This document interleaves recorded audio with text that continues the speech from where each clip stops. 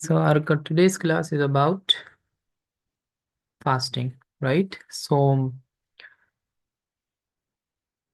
तो आज का जो टॉपिक है, जैसे मैंने पहले भी कहा था, दैट सीएसएस के जितने भी टॉपिक होते हैं इस्लामिक स्टडीज़ के, हम उसमें दीन को भी पढ़ते हैं, दुनिया को भी पढ़ते हैं, और चूंकि इशू बेस होता है तो हम इसमें इसको थोड़ा सा इशू बेस भी पढ़ेंगे। ठीक है, जैसे कि हम फास्टिंग को भी पढ़ते हैं, लेकिन इसके हमारे ज़िंदगी पर असरात क्या होते हैं।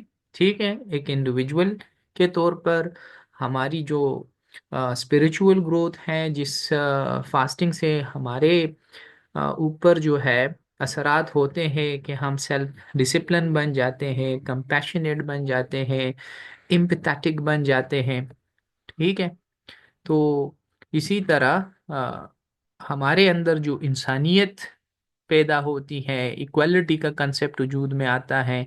और रमज़ान में रोज़े की हालत में जो भूख प्यास हम जो है महसूस करते हैं, उससे हमारे अंदर जो है एक फीलिंग्स जाग जाती हैं कि इसी तरह बाकियों को भी यही सब कुछ होता होगा, जिसकी वजह से हम फिर एक दूसरे की मदद भी कर रहे होते हैं। ठीक है, तो ये सारी चीज़ें जो हैं हम पढ़ेंगे। ठीक है, तो यही सारी चीज़ें मैंने इंट्रोडक्शन में भी लिखी हैं कि फास्टिंग जो है, एक तो ये फंडामेंटल वर्शिप है, फ़र्ज है। ठीक है, और ये भी पिलर्स ऑफ इस्लाम में से है। ठीक है, अब फास्टिंग का जो मतलब है, लिटरल मीनिंग है, तो वही वही हम लेते हैं कि abstinence from food and drink. ठीक है, कि आप जो है खुराक और ड्रिंक मतलब खाने पीने से खुद को रोक देते हैं। इसमें आप सेक्सुअल डिजायर भी ऐड कर ले, जिनकी शादियां हो चुकी हो तो वो फिर जो है मियाँ बीवी एक दूसरे के करीब भी नहीं जा सकते। ठीक है, तो ये जो है फास्टिंग का मतलब ये हुआ that you abstain yourself from food and drink and sexual drives or sexual desires। ठीक है, और ये यही क्यों हम करते हैं, ताकि हम अचीव करें तकवा को।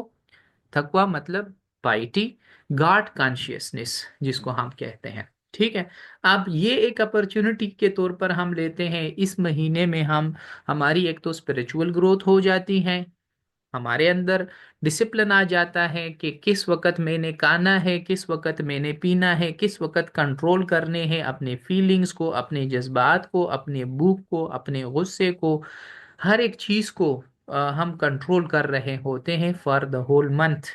ठीक है, तो इसी तरीके से हम जो है डिसिप्लिन सीख रहे होते हैं, किस तरह किस टाइम जागना है, किस तरह जो है सोना है, नमाजें पढ़ना वगैरह। इसमें इंसान जो है इबादत भी बहुत ज़्यादा करने लगता है, तो अपने रब के करीब भी बहुत ज़्यादा हो जाता है। इसी तरह एक माइंडफुलनेस भी इंसान सीख लेता है।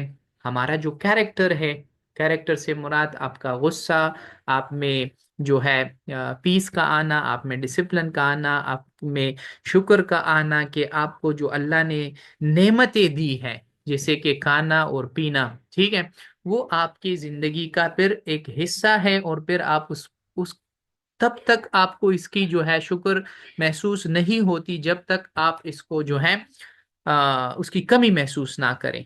तो जब आप रोजा रखते हैं, so you know the worth of water, कि वाटर कितनी अहम चीज है। जब आप रोजा रखते हैं, you know the worth of food, कि ये फूड जो खुदा ने हमें नेमतें दी है वो कितनी अहम है।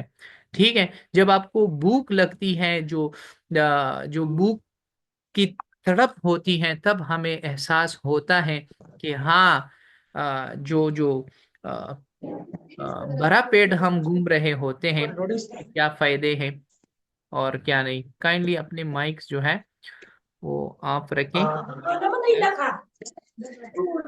Yes? अच्छा, इसी तरह अब अल्लाह ने इसमें आसानियां भी पैदा की हैं कि जैसे अगर आप बीमार हैं या आप सफर में हैं, औरतें हैं, मेंसेस वगैरह में है, प्रेगनेंसी में है, तो उसके लिए फिर एग्जेम्पशन भी मौजूद है। या किसी कोई शख्स है बहुत ज़्यादा बूढ़ा है जो रोज़े नहीं रख सकता, या जो है वो अंडर एज है, वो बलूगत को नहीं पहुंचा है, तो बच्चों के लिए भी एग्जेम्पशंस हैं। तो इसमें अल्लाह ने आसानियाँ भी पैदा की हैं। इसके बारे में कहा भी जाता है कि बनी आदम जो है, इंसान जो है, ये तमाम के तमाम इबादात और जो जितने भी अमाल है वो अपने लिए करता है, ठीक है। लेकिन रोजा जो है अल्लाह फरमाता है कि ये मेरे लिए है, और इसका अजर भी जो है मैं इसको अपने हिसाब से दूंगा, ठीक है। अच्छा, तो अब थोड़ा सा इसका डिफिनीशन भी देख लेते हैं कि कुरान और हदीस में इसका डिफिनीशन क्या है। अच्छा, फास्टिंग जैसे मैंने कहा, इसकी लिटरल मीनिंग आप लोग ये ले लें कि abstinence from food, drink and marital relations, ठीक है। फ्रॉम डान टू सनसेट, या फजर से लेकर, सहरी से लेकर मगरिब तक, ठीक है। कुरान में है, हुक्म है अल्लाह का कि O you who have believe decreed upon you is fasting, कि फास्टिंग आपके ऊपर बिल्कुल फर्ज है। As it was decreed upon those before you that you may become righteous. इसी तरह हदीस में भी है कि whoever fast during Ramzan out of sincere faith and hoping to attain Allah's reward, all his past sins will be forgiven, ठीक है। इसी तरह दूसरे हदीस में है कि it is a shield against the hill fire, ठीक है, कि जो रोजा है वो एक शील है, एक डाल है जो आपको दोजख की आग से बचाती है।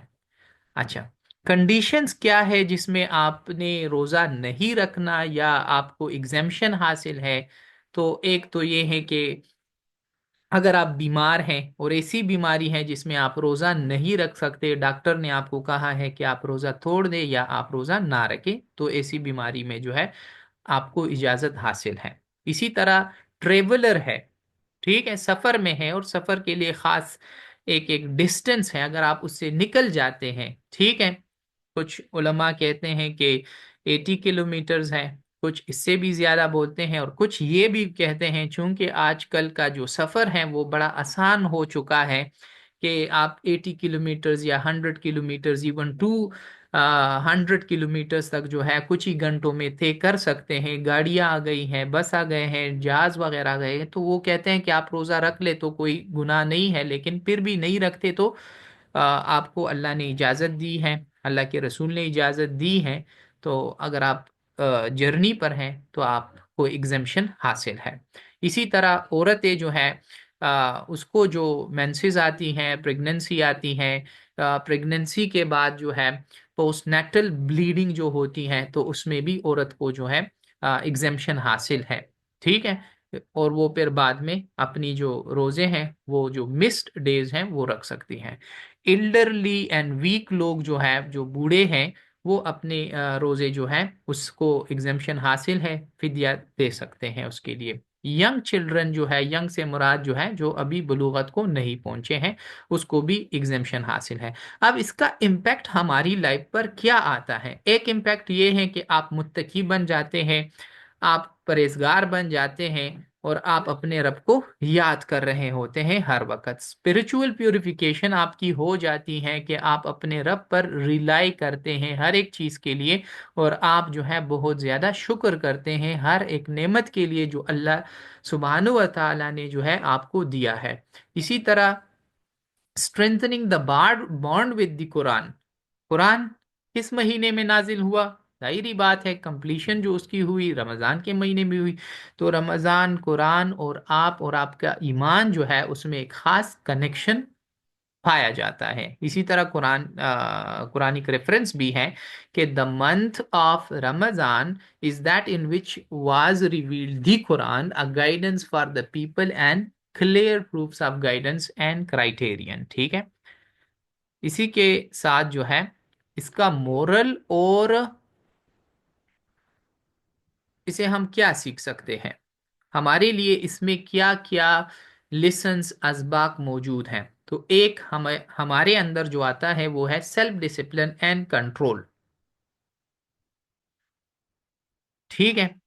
कि fasting is a shield with which a servant protects himself from the fire. जैसे मैंने कहा कि इसके जरिए आप में जो है पेशेंस आ जाता है, आप में बर्दाश्त आ जाता है, आप गुस्सा कंट्रोल करना सीख लेते हो। ठीक है, क्योंकि आप वसल्लम ने फरमाया जब आप गुस्से रोजे में होते हैं, कोई आपको गुस्सा दिलाए तो उसका एक ही जवाब है आई एम फास्टिंग, कि मैं रोजे में हूँ। बस ये उस वक्त जब आप एक शख्स को ये कह देते हैं कि आई एम फास्टिंग, ठीक है, जैसे हजूर सल्लल्लाहु अलैहि वसल्लम ने आपको फरमाया, सिखाया, तो अगर आप ये कह देते हैं तो दूसरे को पता चल जाता है और वो फिर आपसे लड़ता झगड़ता नहीं है। अगरचे पाकिस्तान में लोग ज्यादा लड़ाइयाँ करते हैं, इन रियलिटी वो अलग बहस है, वो क्लास के आखिर में हम डिस्कशन उस पर कर लेंगे। ठीक है, कंपैशन फॉर द पुअर, कि दूसरों के लिए आपके दिल में एक मोहब्बत और हमदर्दी बढ़ जाती है, और वो इस वजह से कि आप ज्यादा जो है एम्पैथी जो है फील करते हैं, जो जो भूख और सख्ती आप बर्दाश्त कर रहे होते हैं, तो आपको ये अंदाज़ा लग जाता है कि वही भूख और सख्तियाँ एक दूसरा गरीब भी बर्दाश्त कर रहा होता है। और यही वजह है कि आप सर्वेज उठाकर देख ले तो पाकिस्तान में सबसे ज़्यादा जो चैरिटी, जो खैरात, सदक़ात और ज़कात दिया जाता है वो रमज़ान के महीने में दिया जाता है। यूनिटी ऑफ उम्मा, जाहिरी बात है, इबादत है, और ये पूरी दुनिया में जो है चांद देखने के बाद सब पर फर्ज होता है और सब लोग जो है रोजे रखते हैं, तो इसमें एक ग्लोबल यूनिटी का कंसेप्ट वजूद में आ जाता है कि सिर्फ हम पाकिस्तान में नहीं बल्कि पूरी दुनिया में, चाहे कोई अमेरिका में रह रहा हो, इंग्लैंड में रह रहा हो, वह उधर भी जो है मुसलमान इसी तरह के रोजे रख रहे होते हैं जैसे हम रख रहे होते हैं, और इसी तरह ब्रदरहुड का जो कंसेप्ट है वो वजूद में आता है और हाईलाइट भी होता है। इम्पैक्ट इसका क्या है दुनिया पर और हमारी जिंदगी पर? एक तो पर्सनल ग्रोथ है कि आपका जो पर्सनालिटी है, कैरेक्टर बिल्डिंग, वो बढ़ जाता है, गुस्से को कंट्रोल करना सीख लेते हैं, पेशेंस आप में आ जाता है, ह्यूमिलिटी आप में आ जाती है।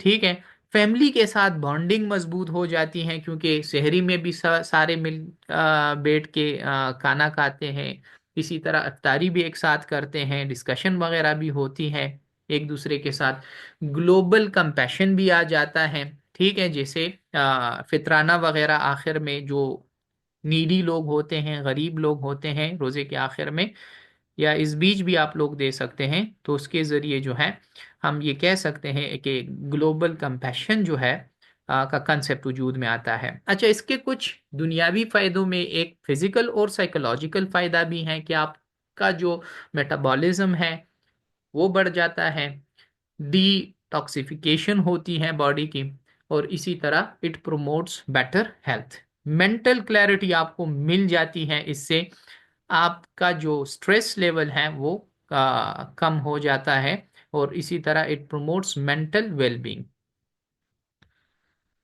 चैलेंजेस क्या है कि आज के दौर में लोग जो है क्या क्या बातें कर रहे होते हैं, खासतौर पर सोशल मीडिया पर आप लोगों ने देखा होगा कि फास्टिंग को क्रिटिसाइज किया जाता है। जो सेकुलर लोग होते हैं या जो ज़्यादा मटीरियलिस्टिक होते हैं, कुछ लोग इस पर ये आवाज़ें उठा रहे होते हैं कि इससे इंसान की प्रोडक्टिविटी ख़त्म हो जाती है, वो काम क्या करेगा, किसी कारखाने में मजदूरी क्या करेगा, क्योंकि वो तो हालत फास्टिंग में होता है, तो वो क्या जो है सख्त से सख्त काम करेगा, तो फिजिकली वीक पड़ जाता है, ना कुछ खाओ ना पियो, तो फिर काम किस तरह करोगे।